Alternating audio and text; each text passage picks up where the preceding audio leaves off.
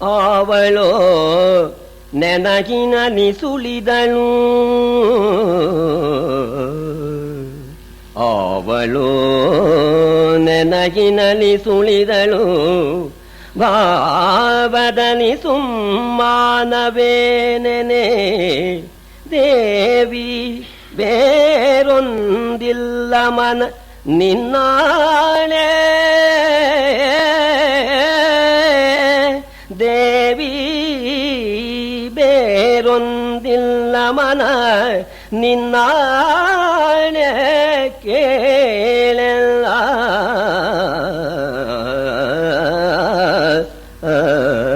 ಯಾರನ್ನೋ ಜ್ಞಾಪಕ ಮಾಡ್ಕೊಂಡಿದ್ದೀರಿ, ಅವಳು ನನಗಿಂತ ಚೆನ್ನಾಗಿದ್ದಾಳೆ ಅಂತ. ನಿಮಗೆ ಅವಳನ್ನು ನೆನೆಸ್ಕೊಂಡು ಮುಖದಲ್ಲಿ ಸಂತೋಷ ನಗು ಬಂದ್ಬಿಡ್ತು ಅಂತ ಆಕ್ಷೇಪಣೆ ಮಾಡಿ. ಅವಳು ನನಗಿನಲ್ಲಿ ಸುಳಿದಳು, ಭಾವದಲ್ಲಿ ಸುಮ್ಮಾನ, ಮುಖದಲ್ಲಿ ಸಂತೋಷ, ನಗ್ತಾ ಇದ್ದೀರಿ. ಅದು ಯಾರನ್ನು ನೆನೆಸ್ಕೊಂಡ್ರೆ ನಗ್ತಾ ಇದ್ದೀರಿ ಹೇಳಬಾರ್ದೆ ಅನ್ನೋಣ. ಇಲ್ಲ ಭಾಮ ಹಾಗೇನಿಲ್ಲ ಅನ್ನೋಣ. ಇಲ್ಲ ಯಾಕೆ ನಗೋದು, ಯಾಕೆ ಮುಖದಲ್ಲಿ ಸಂತೋಷ ಇದ್ದಕ್ಕಿದ್ದಾಗೆ ಅನ್ನೋಣ. ನೀನು ನಿಜವಾಗೂ ನಾ ಹೇಳ್ತೇನೆ, ನನ್ನಾಣೆ ಹಾಗೂ ಹೇಳ್ತೇನೆ, ನಾನು ಯಾರನ್ನೂ ನೆಲೆಸ್ಕೊಳ್ಳಿಲ್ಲ. ಹಾಗಾದ್ರೆ ಯಾಕೆ ಮುಖದಲ್ಲಿ ಸಂತೋಷ, ನಗೋದು ಯಾಕೆ ಅನ್ನೋಣ. ಒಂದು ತಮಾಷೆ ಆಗಿದೆ. ದೇವಿ ನರನನಿ ಕೇಳ್ದರಿಯಲ ಸೋದರದ ಮೈದುನ ನೆನಗೆ, ದೇವಿ ನರನನಿ ಕೇಳ್ದರಿಯಲ ಸೋದರದ ಮೈದುನ ನೆನಗೆ, ಕುಂತಿಯವರ ಕುಮಾರಕನು ಆತನು ಈ ದ್ವಾರಾವತಿಯ ಹೊರಗೆ ಮರದ ಹೊಳ್ಳೊಳು ಹೊಕ್ಕು ಸಿಕ್ಕಿದ ನದಿಯ ಬೊಲೈದಾನೆ. ದೇವಿ ಕುಂತಿಯವರ ಕುಮಾರಕನು ಈ ದ್ವಾರಾವತಿಯ ಹೊರಗೆ ಮರದ ಹೊಳ್ಳೊಳು ಹೊಕ್ಕು ಸಿಕ್ಕಿದ ನದಿಯ ಬೊಲೈದಾನೆ. ನಾನುಪಚರಿಸಿ ಬಗೆನು ದೇವಿ ಆತನನು, ನಾನುಪಚರಿಸಿ ಬಗೆನು ಎಂದೆನುತ ಮಂಚವ ನಿಲಿದನ ಸುರಾರೇ. ಅರ್ಜುನ ನಮ್ಮ ಸೋದರತ್ತೆ ಮಗ, ಕುಂತಿದೇವಿ ಮಗ, ಸನ್ಯಾಸಿ ವೇಷ ಹಾಕೊಂಡ್ಬಿಟ್ಟು ದ್ವಾರಕಾಪಟ್ಟಣದ ಹೊರಗಡೆ ಅಲ್ಲಿ ಒಂದು ಮರದ ಪೊಟ್ರೆಯಲ್ಲಿ ಸೇರ್ಕೊಂಡು ಚಳಿಗೆ ನಡುಕ್ತಾ ಕೃಷ್ಣ ಕೃಷ್ಣ ಅಂತ ಹೇಳಿ ನನ್ನನ್ನು ನೆನೆಸ್ತಾ ಇದ್ದಾನೆ. ನರಿ ಹೊರಕೊಳ್ಳೋ ಹಾಗೆ ಹೊರಕೊಳ್ತಾ ಇದ್ದಾನೆ.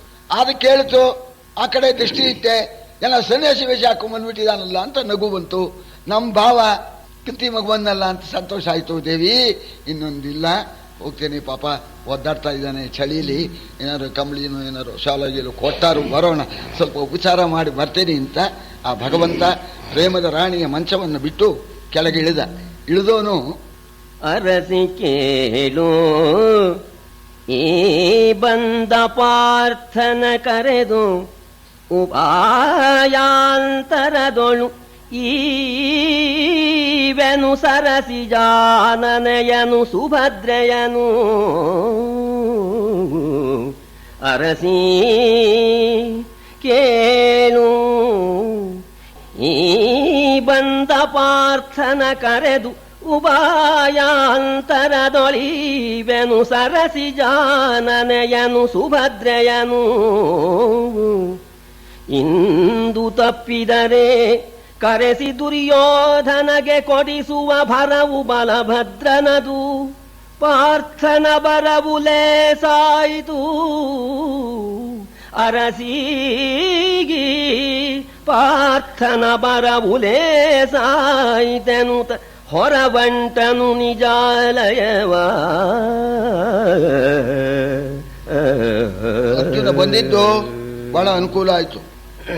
ನನ್ನ ಉಪಾಯ ಮಾಡಿ ನಮ್ಮ ದ್ವಾರಕಾಪಟ್ಟಣಕ್ಕೆ ಕರ್ಕೊಂಡು ಬರ್ತೀನಿ.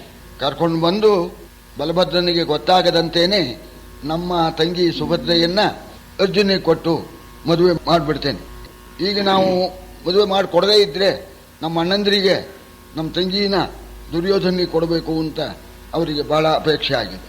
ಅದನ್ನೇ ಹೇಳ್ತಾ ಇರ್ತಾರೆ. ದೊಡ್ಡವ್ರ ಹತ್ರ ನಮ್ಗೆ ವಾದ ಯಾಕೆ, ಕೆಲಸ ಆಗೋದು ಮುಖ್ಯ. ಮದುವೆ ಆದಮೇಲೆ ಆಯ್ತು ಅಂತ ಅಣ್ಣ ಹಿಂಗೆ ಆಗಿಬಿಡ್ತಪ್ಪ ಅಂತ ಒಪ್ಕೊಂಡ್ಬಿಡ್ತಾನೆ. ಈ ಮೊದಲಾದರೆ ತಂಟೆ ಮಾಡ್ತಾನೆ. ಆದ್ರಿಂದ ಇದೊಂದು ಉಪಾಯ ಮಾಡ್ತೇನೆ. ಅದು ಅವನು ಸನ್ಯಾಸಿ ವೇಷದಲ್ಲಿ ಬಂದಿದ್ದಾನೆ, ಆದರೆ ನೀನು ಇದರಲ್ಲಿ ಸ್ವಲ್ಪ ಪಾತ್ರ ವಹಿಸಬೇಕು. ಅರ್ಜುನ ಗಿರ್ಜುನ ಅಂತ ಕರೆದು ಬಿಡ್ಬೇಡ. ಇದೆಲ್ಲ ಇದೊಂದು ಉಪಾಯ ಅನ್ನೋಣ. ಆಗಲಿ ನಿಮ್ಮ ಈ ನಾಟಕ ನಡೀಲಿ, ನಾನು ಪಾತ್ರ ವಹಿಸ್ತೇನೆ ಎಂದು ಅವಳು ಸರಿ ಆಗಬಹುದು ಅಂದ್ಲು. ಸೀದಾ ಬಂದ್ಬಿಟ್ಟ ನೋಡಿ. ಭಕ್ತನ ಮೇಲೆ ಅಷ್ಟು ಪ್ರೇಮ ಪರಮಾತ್ಮನಿಗೆ. ಅದರಲ್ಲೂ ಅರ್ಜುನ ಅಂದರೆ ಬಹಳ ಪ್ರೀತಿ. ನೆಟ್ಟಿಗೆ ಬಂದವನು ಈ ಮರದ ಪಟ್ಟರಲ್ಲಿ ಕೂತಿದ್ದಾನಲ್ಲ, ಸನ್ಯಾಸಿಗಳಿಗೆ ವಂದನೆಯಿಂದ ಕೃಷ್ಣ ನಾನು ಸನ್ಯಾಸಿ ಅಲ್ಲ, ವೇಷ ನೋಡಿದ್ರೆ ಅಲ್ಲ ನಾನು ಅರ್ಜುನ ಹಿಂಗ್ ವೇಷ ಹಾಕಿದ್ದೀನಿ ಎನ್ನೋಣ. ಓ ಪರವಾಗಿಲ್ಲ ಕಣಯ್ಯ.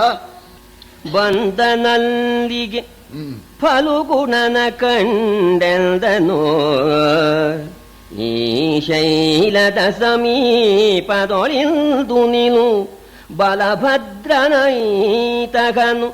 ಉಚಿತ ವಚನದಲ್ಲಿ ಮಂದಿರಕ್ಕೆ ಬರ ಹೇಳಿದರೆ ಬಾ.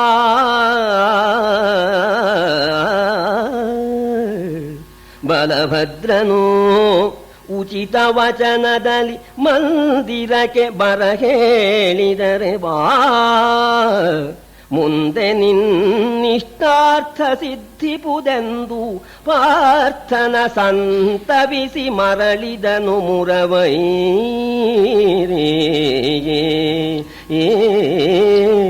ಆಗ ಬಾವಾ ಅಂತೂ ಒಳ್ಳೆ ವೇಷ ಹಾಕಿದೀಯ, ಸನ್ಯಾಸಿ ವೇಷನ. ಯಾಕೆ ಹಾಕಿದೀಯೋ ಇಂಥ ವೇಷನ ಅನ್ನೋಣ.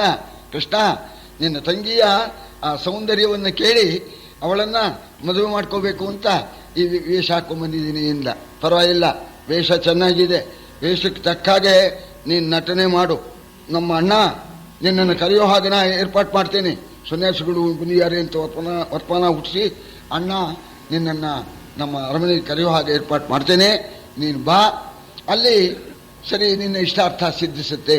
ಇನ್ನೂ ಒಂದು ಮಾತು ಹೇಳ್ತಾನೆ ನೋಡು, ಎಲ್ಲಕ್ಕೂ ಸಿದ್ಧನಾಗಿರ್ಬೇಕು. ಈಗ ಸುಭದ್ರಾ ಪ್ರಾಪ್ತಿಗಾಗಿ ಸನ್ಯಾಸಿ ವೇಷ ಹಾಕ್ಕೊಂಡಿದೆಯಲ್ಲ, ಇದು ಒಂದು ನ್ಯಾಯವೇ. ಉಪಾಯದಲ್ಲಿ ಆಗೋದಾದ್ರೆ ಆಗಲಿ. ಒಂದು ಪಕ್ಷ ಆಗದೇ ಇದ್ರೆ ಕ್ಷತ್ರಿಯನಾಗಿರ್ತಕ್ಕವನಿಗೆ ಹರಣ ಮಾಡತಕ್ಕಂಥದ್ದು ಶ್ರೇಷ್ಠ ಧರ್ಮ ಅಂತ ಹೇಳಿದ್ದಾರೆ. ಅದಕ್ಕೂ ಸಿದ್ಧನಾಗಿರ್ಬೇಕು ನೀನು ಅಂತ ಹೇಳ್ತಾನೆ. ಆಗ ಅರ್ಜುನ ಅಂದ, ಅದಕ್ಕೇನು ಗುರುವಿನಿಂತ ಶಿಷ್ಯ ಅಂದ ಅರ್ಜುನ. ಯಾರೋ ಗುರು ನೀನು? ನೀ ಗುರು, ನಾ ಶಿಷ್ಯ. ರುಕ್ಮಿಣಿ ಹರಣ ಮಾಡಿ ಮದುವೆ ಮಾಡ್ಕೊಳ್ಳಿಲ್ವೇ ನೀನು? ಹಾಗೆ ನಾನು ಸಿದ್ಧನಾಗಿದ್ದೇನೆ ಅಂತ. ಇದು ಕ್ಷತ್ರಿಯರಿಗೆ ಬಹಳ ಮುಖ್ಯವಾದಂತೆ. ಸ್ವಯಂವರದಲ್ಲಿ ಅವಳು ಬಿಟ್ಬಿಡ್ಬೋದು. ನೀವು ಹೋಗಿ ಕೂತಿದ್ರು ಕೂಡ ಯಾರಾದ್ರೂ ಹಚ್ಕೊಟ್ಟು ಅವನಿಗೆ ಹಾಕ್ಬೇಡ ಅಂತಂದ್ರು ಅವಳು ಅಂತಂದು ಮುಂದೆ ಹೋದ್ರು ಆಯ್ತು, ಏನು ಮಾಡೋ ಹಾಗಿಲ್ಲ. ಈ ಕ್ಷತ್ರಿಯರಿಗೆ ಪರಾಕ್ರಮ ಪ್ರದರ್ಶನ ಮಾಡಿ ಆ ಕನ್ನಿಕೆಯನ್ನು ಅಪಹರಿಸಿಕೊಂಡು ಮದುವೆ ಮಾಡ್ಕೊಳ್ತಕ್ಕಂಥದ್ದು ಶ್ರೇಷ್ಠ ಅಂತ ಹೇಳಿದ್ದಾರೆ. ಆದ್ರಿಂದ ಹೌದು, ಹಂಗೆ ಮಾಡಿದರೆ ನಮ್ಮ ಅಣ್ಣ, ನಿಮ್ಮ ಅಣ್ಣಿಗೆ ನಾ ಹೇಳಿ ಕಳಿಸ್ತೀನಿ, ನಿಮ್ಮ ಅಣ್ಣನ ಅವ್ರಿಗೂ ತರಿಸ್ತೀನಿ ಇಂದ ಕೃಷ್ಣ. ಧರ್ಮರಾಜನಿಗೆ ದೂತನ ಮುಖ ತಿಳಿಸಿಬಿಟ್ಟು ಧರ್ಮರಾಜನ ಅಪ್ಪಣೆಯನ್ನು ತರಿಸಿರ್ತೀನಿ, ಸಂದರ್ಭ ನೋಡಿಕೊಂಡು ಅದಕ್ಕೂ ನಾ ಹೇಳ್ತೇನೆ, ಅದಕ್ಕೂ ಕಾಲ ಇದೆ, ಎಲ್ಲ ಸಂದರ್ಭದಲ್ಲೂ ಹೊತ್ಕೊಂಡು ಹೋಗ್ಬೇಡ ಅಂತ ಹೇಳಿ ಅವನಿಗೆ ಹೇಳಿಬಿಟ್ಟು ನಿನ್ನ ಇಷ್ಟಾರ್ಥ ಸಿದ್ಧಿಸುತ್ತೆ ಅಂತ ಹೇಳಿ ಅವನನ್ನು ರೈವತಕ ಬೆಟ್ಟದ ಮೇಲೆ ಕೂರಿಸಿಬಿಟ್ಟು ಪರಮಾತ್ಮ ತಾನು ಬಂದ್ಬಿಟ್ಟಿದ್ದಾನೆ. ಪರಮಹಂಸನ ಸುಳಿವು ಸಾಕ್ಷಾತ್ ಸರಸಿಜಾಕ್ಷನ ಲೀಲೆಗಡ.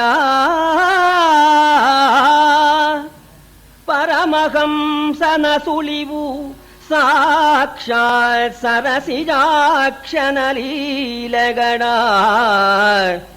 ನಮ್ಮರಸನ ಅಭ್ಯುದಯ ಪ್ರಪಂಚವಿದು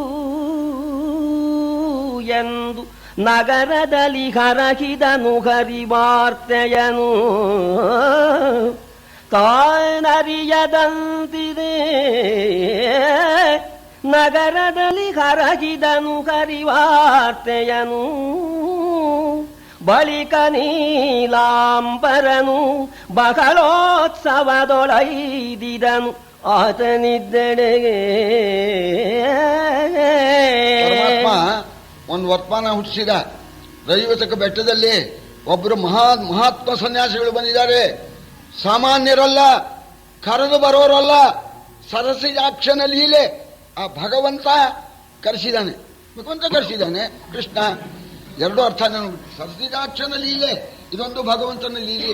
ಅಂಥ ಮಹಾತ್ಮರಾದ ಸನ್ಯಾಸಿಗಳು ಬರೋದೇನೆ ನಮ್ಮ ಮಹಾರಾಜರ ಶ್ರೇಯಸ್ಸಿಗೆ ಅಂತ ಧಾರಾಳವಾಗಿ ಹೇಳ್ಬಹುದು ಅಂತ ವರ್ತಮಾನ ಹುಟ್ಟಿಸಿಬಿಟ್ಟ. ಅದು ಒಬ್ಬರ ಕೈಯಿಂದ ಒಬ್ಬರ ಕಡೆಯಿಂದ ಹೋಗಿ ಹೋಗಿ ವರ್ತಮಾನ, ಏನು ಸ್ವಾಮಿ ಆ ಮಹಾತ್ಮರು ಆ ಸನ್ಯಾಸಿಗಳು ಸೂರ್ಯನಾರು ನೋಡ್ಬೋದು, ಅವ್ರು ನೋಡೋಕೆ ಆಗೋ, ನಾನು ಹಾಗೆ ಕೈ ಮುಗಿದು ಬಂದೆ ಇಂದ ಅವರು ಏನು ಹಬ್ಕೊಂಡ್ಬಿಡ್ತು ವರ್ತಮಾನ. ಮಹಾತ್ಮರು ಬಂದಿದ್ದಾರೆ, ಸನ್ಯಾಸಿಗಳು ಬಂದಿದ್ದಾರೆ, ಇದು ಭಗವಂತಿ ಇಚ್ಛಾ. ಇದರಿಂದ ನಮ್ಮ ದ್ವಾರಕಾ ಪಟ್ಟಣಕ್ಕೇನೆ ಕ್ಷೇಮ, ಮಹಾರಾಜರ ಅಭ್ಯುದಯ ಅಂತ ಈ ವರ್ತಮಾನ ಕೇಳಿ ಬಲರಾಮನಿಗೆ ಸನ್ಯಾಸಿಗಳು ಅಂದರೆ ಬಹಳ ಭಕ್ತಿ. ಆಗ ಬಲರಾಮ ವಂದಿಸಿದ ಮುನಿಪದಿಯನು ಅಭಿವಂದಿತ ಆಶೀರ್ವಾದ ಸಂಗತಿಯಿಂದ ವಿವರಿಸಿದನು ಚತುರ್ದಶ ವಿದ್ಯೆಗಳ ಗತಿಯ. ಸನ್ಯಾಸಿಗಳ ಮೇಲೆ ಬಹಳ ಭಕ್ತಿ. ಇಂಥ ಸನ್ಯಾಸಿಗಳು ನಮ್ಮ ರೈವತಕ ಬೆಟ್ಟದಲ್ಲಿ ಇದ್ದಾರೆ ಅಂತದ ಮೇಲೆ ಅವರಿಗೆ ಸರಿಯಾಗಿ ಸತ್ಕಾರ ಮಾಡಿ ಅವರನ್ನು ನಾನು ಅರಮನೆಗೆ ಕರ್ಕೊಂಡ್ಬಂದು ಅವರಿಗೆ ಪಾದಪೂಜೆ ಮಾಡಿ ಅವರ ಅನುಗ್ರಹ ಸಂಪಾದಿಸಬೇಕು ಅಂತ ಹೇಳಿ ಪರಿವಾರನೆಲ್ಲ ಕರೆಸ್ಕೊಂಡ. ಬಲಭದ್ರ ಒಬ್ಬನೇ ಬರಲಿಲ್ಲ, ಮಂಗಳವಾದ್ಯದವರು ಅಲ್ಲಿ ಕಲಸ ಕನ್ನಡಿ ಇರಿಸ್ಕೊಂಡು ಪೂರ್ಣಕುಂಭ ಎಲ್ಲ ಏರ್ಪಾಟ್ ಮಾಡಿ ಕೃಷ್ಣನಿಗೂ ಹೇಳಿ ಕಳಿಸಿದ. ಕೃಷ್ಣ ಸಿಗ್ತಾರೇನ ಆ ಕಾಲದಲ್ಲೇ, ಸಿಗಲೇ ಇಲ್ಲ.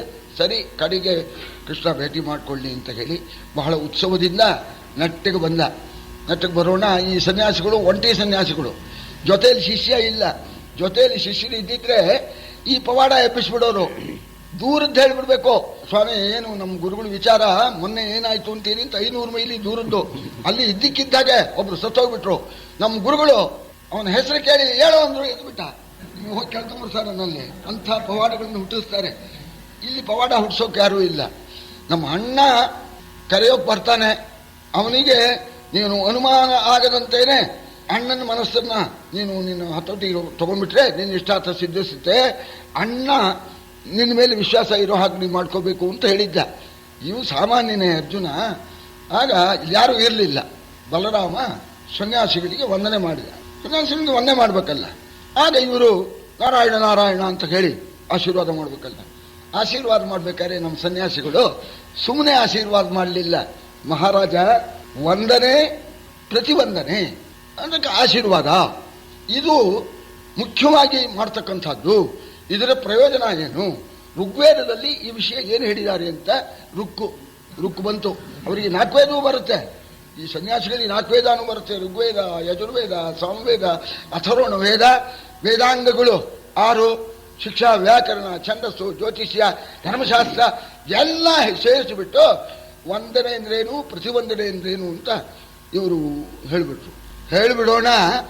ನಿಂದು ಮೂಗಿನ ಬೆರಳಿನಲ್ಲಿ ಸಾನಂದಮಿಗೆ ಬೆರಗಾಗಿ, ನಿಂದು ಮೂಗಿನ ಬೆರಳಿನಲ್ಲಿ ಸಾನಂದಮಿಗೆ ಬೆರಗಾಗಿ, ನಮ್ಮಯ ಮಂದಿರಕ್ಕೆ ನೀವು ವಿಜಯ ಮಾಡುವುದು,